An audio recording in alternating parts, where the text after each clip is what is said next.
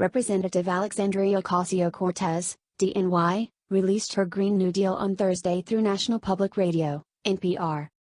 As predicted, it is pure socialism. The legislation, co-authored by Senator Ed Markey, DMA, is a non-binding resolution that reads, to borrow a phrase from the late Jeane Kirkpatrick, like a letter to Santa Claus, or, in this case, a wish list to Gaia or Mother Nature.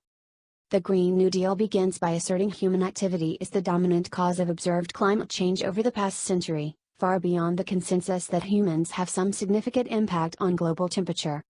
It goes on to declare that a changing climate is causing sea levels to rise and an increase in wildfires, severe storms, droughts, and other extreme weather events that threaten human life, all speculative claims that even scientists who endorse anthropogenic global warming, AGW, are hesitant to endorse.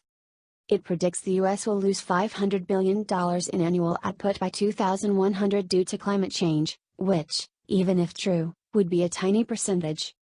Next, Ocasio-Cortez and Markey claim that the U.S. is experiencing a 4-decade trend of economic stagnation, deindustrialization, and anti-labor policies, a statement that defies the actual data on economic growth and the revival of manufacturing in recent years, including rising wages for blue-collar workers.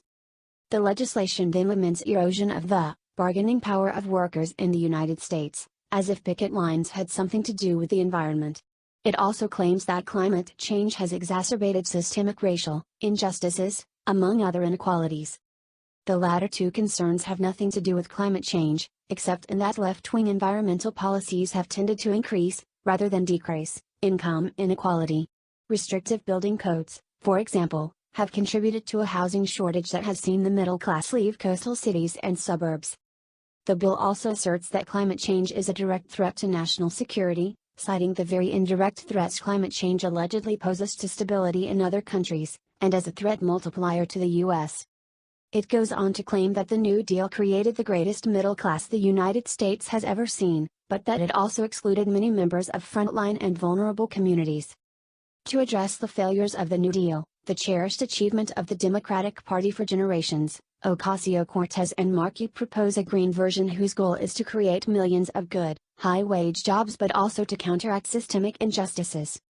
It is unclear what, if anything, that has to do with the environment. Indeed, the first goals of the proposed Green New Deal include securing community resiliency and repairing historic oppression of almost every class of victims the authors can imagine. Note, the legislation fails to mention, even once, the historic oppression of lesbian, gay, bisexual, transgender, and queer communities. This is a homophobic and transphobic document. The core of the Green New Deal is a proposal, within 10 years, to eliminate pollution and greenhouse gas emissions and to meet 100% of the power demand in the United States through clean, renewable, and zero-emission energy sources.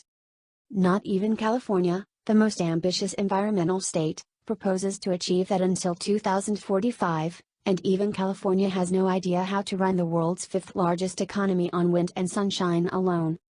Furthermore, the authors say they will proceed through transparent and inclusive consultation, collaboration, and partnership with frontline and vulnerable communities, labor unions, worker cooperatives. Are we literally in the Soviet Union now?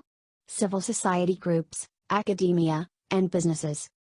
Ocasio-Cortez, 29, has clearly never participated in a public planning process. Markey is a political veteran at 72, what's his excuse? The Green New Deal will also guarantee a job with a family-sustaining wage, adequate family and medical leave, paid vacations, and retirement security to all people, note, not citizens or even legal residents, of the United States.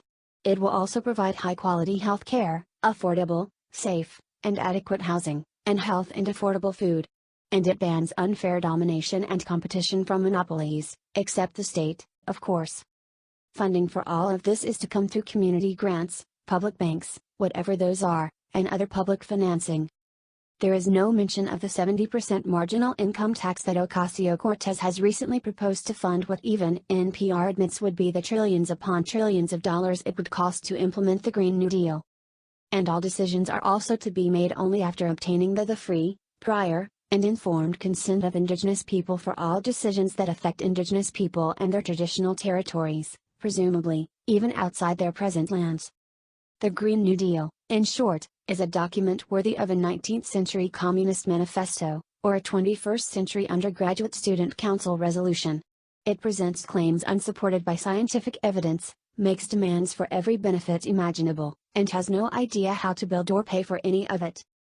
It reads like a Republican parody of the Democratic platform. The best part, they are serious.